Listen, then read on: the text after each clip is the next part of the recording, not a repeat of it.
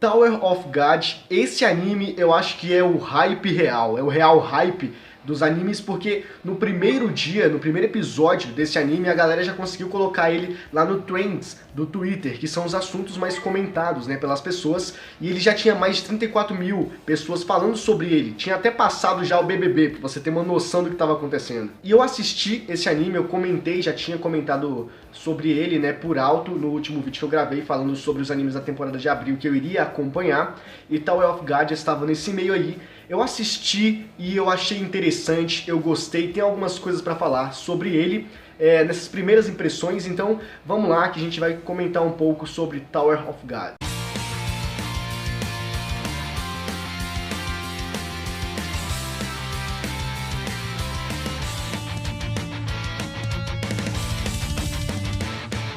Primeiro de tudo, o que me fez gostar, o que me fez ir de encontro para poder assistir esse anime é simplesmente o fato dele ser baseado em um mangá coreano, ou seja, em um manhwa, então é uma coisa diferente, eu comentei sobre isso no último vídeo, então essa questão da diversificação um pouco, sabe, dar uma pluralidade para as coisas é interessante, por isso que eu tô assistindo. Logo no início e também no final, já adiantando um pouco para vocês, a gente percebe algumas diferenças ali, que é principalmente a opening e a ending. Elas são totalmente diferentes, né? Elas destoam bastante, mas é uma coisa normal, uma coisa natural, por ser de uma outra área, né? Por ser de uma ramificação diferente da que nós estamos acostumados, que é uma coisa mais japonesa. Então nós estamos acostumados com uma padronização, né? Um certo paradigma, e aí chega isso e é um pouco diferente, mas fora isso, tranquilo, eu achei bacana também, só é diferente. E nós temos então a grande premissa dessa história, que é basicamente a Torre de Deus, que é o nome, né, do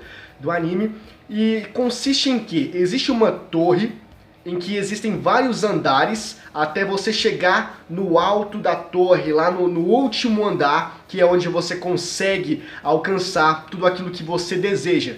Então a premissa é a seguinte: você deseja alguma coisa na sua vida, dinheiro, soberba, mulheres, não importa qual seja o teu desejo, qualquer coisa que você pedir, essa torre vai realizar para você.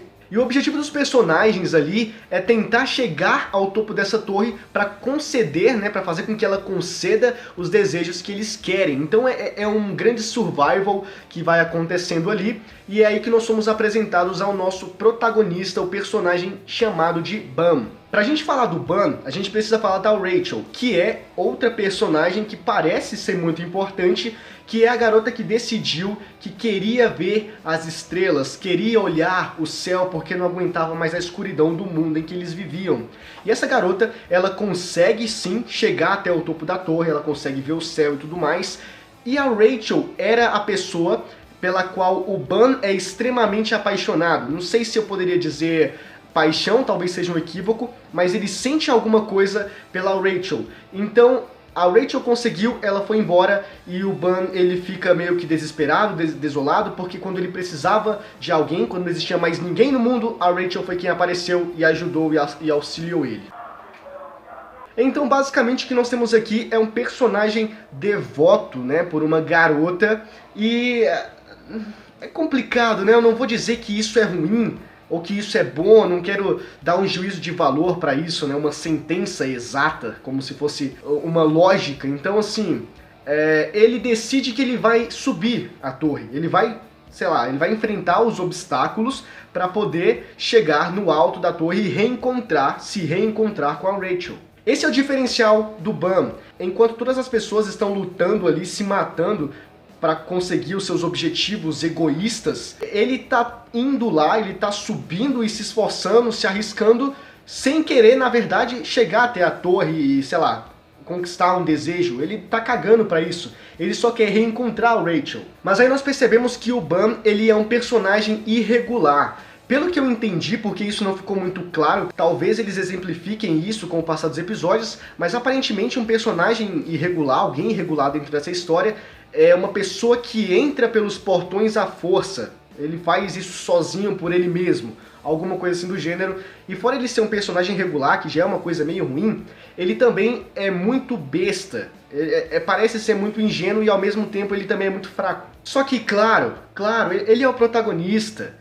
E é óbvio que nós teríamos que presenciar um grande protagonismo. Será que eu poderia dizer isso? Não sei, estou equivocado? Talvez, mas eu vou contar pra vocês por quê e vocês tirem as suas próprias conclusões. Existe um primeiro teste para ele poder começar a calcar os primeiros degraus ali da torre, para poder chegar um dia no topo.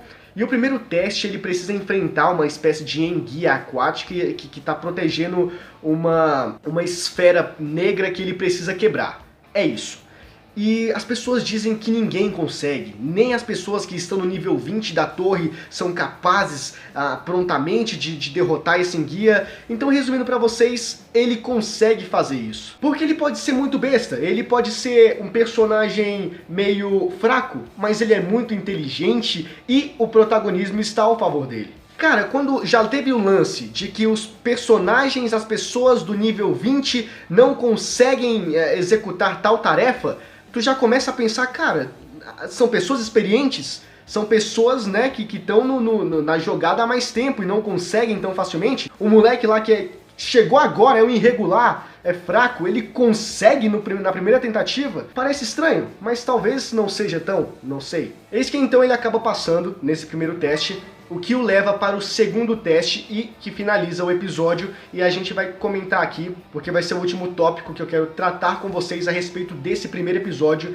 de Tower of God. Então inicia-se o segundo teste, e basicamente o que é o segundo teste? É um grande survival. Ele e mais 400 personagens são jogados dentro de um ambiente ali, de uma arena, e eles precisam lutar entre si até que restem de 400 apenas 200, então tem que reduzir pela metade as pessoas. Como? Matando. E ele é muito ingênuo, e como é que ele vai fazer isso? Porque ele não consegue, vários momentos ali ele chega a morrer se não fosse a ajuda de outras pessoas que logo em seguida também tentaram matar ele. Então ele tá sobrevivendo ali por influências externas, entendeu? Nada tá sendo, por enquanto, pelo próprio mérito do personagem. Então basicamente é isso que vai acontecer daqui pra frente, pelo menos alguns episódios, né, que vai retratar esse survival.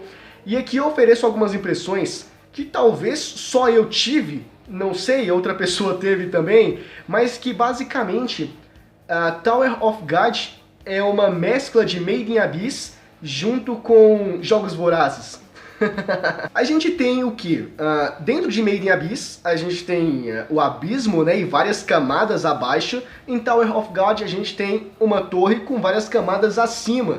E em Jogos Vorazes nós temos pessoas lutando ali para conseguir um cargo, né, para conseguir chegar a um patamar onde existe prestígio e pode mudar a vida, não é? Basicamente isso. E em Tower of God nós temos o que? O topo da torre, que oferece basicamente as mesmas coisas, os mesmos privilégios. Então basicamente tem uma certa relação, né, mas talvez seja apenas um devaneio. Esse aqui foi o vídeo de hoje falando sobre o primeiro episódio de Tower of God. E aí, vocês gostaram da premissa desse anime? Deixa nos comentários, beleza?